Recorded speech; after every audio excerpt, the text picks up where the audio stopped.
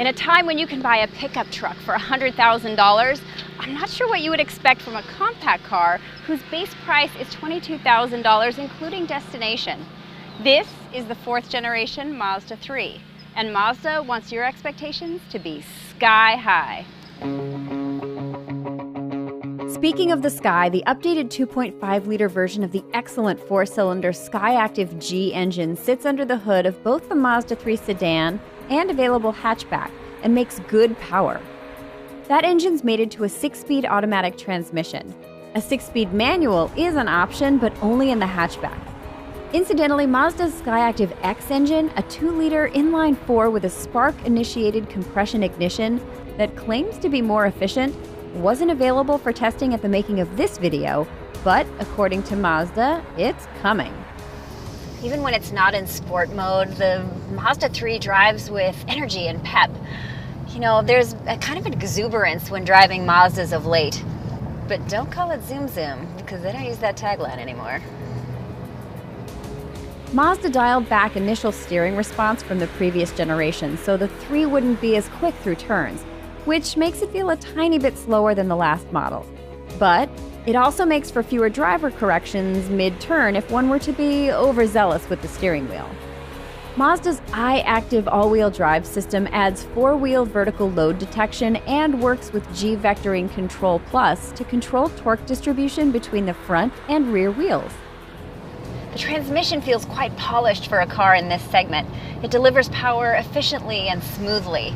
Incidentally, this is a front-wheel drive sedan with the premium package, and it'll set you back about $27,600. You guys, this is a lot of car for not a lot of lettuce. From the handling to the balance to the acceleration to the stopping power, overall, the Mazda 3 driving experience feels like a well-choreographed package. If you're looking for a reasonable, great driving sedan at this price point, the Mazda 3 should really be on your short list. The 4th generation Mazda 3 looks great. It's sleeker and more elegant than the previous gen, and takes a lot of cues from the bigger Mazda 6, which is a really good thing. See? I'm right, look. They look pretty similar. Those headlights, it's pretty good. The hatch, on the other hand, bulbous is the first thing that comes to mind. And look at those C-pillars. They are enormous. It's been met with quite polarizing opinion, but it's definitely unique. It's sportier looking than the sedan, I'll give it that. As much as I want to like it, compared to the uber-attractive looks of the last generation hatch, I'm just not there yet. Some angles are good, like that one. Others, not so much. The interior, wow, you guys, it is the bee's knees. It is Audi-esque in its handsome simplicity. Everything looks expensive. There's nice detail in the stitching here. The materials that they used are great. Nice soft touch points. Yeah, there are some plastics, but they're in places that you wouldn't even begin to look. The switchgear on both the steering wheel and here is really nicely set up now. It's very intuitive, and it actually feels good in your hand. It's great. I'm not normally a fan of the sort of floating display. I normally like them more integrated into the center stack, but this one I'm willing to give a pass because they do so many other things really well. 2 nitpicks. 1, this vent is fake. I don't like fake vents just for the sake of design. And the second thing is the center console doesn't open until you pull it back and then you open it up. I'm quite sure there's a reason for this, but either way I think it's weird. Saving grace, however, is a stick shifter. Yay! So I'm willing to give these other things a pass. Mazda's infotainment system's been upgraded. The graphics are classic black and white, but it's not basic or boring looking.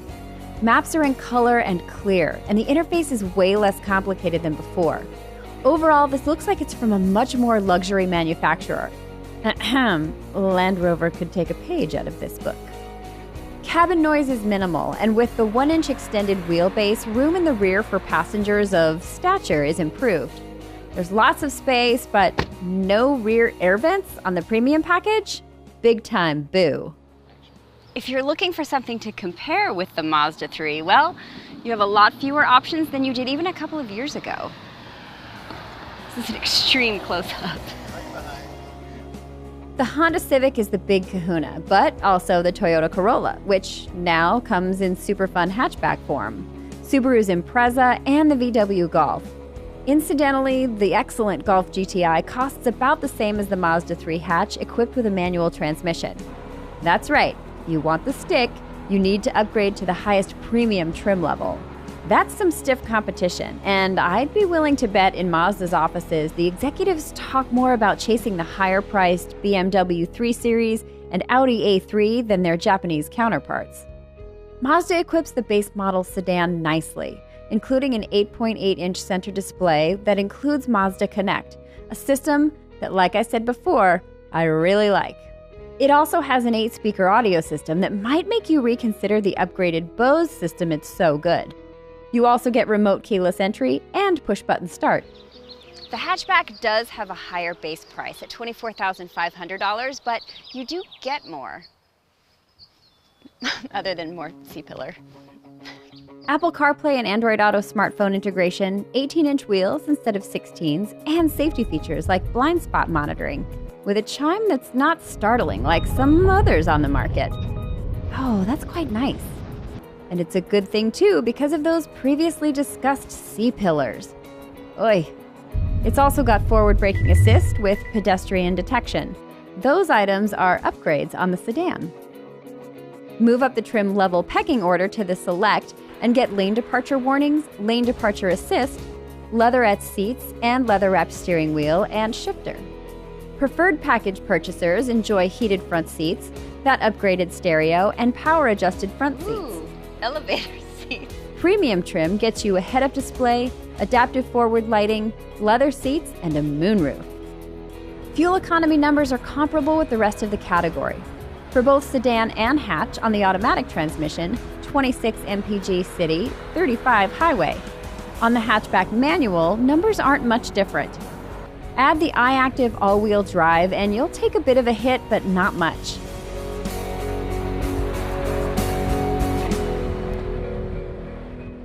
Mazda is making a big push to outdo not just its Japanese competitors, but the German ones too.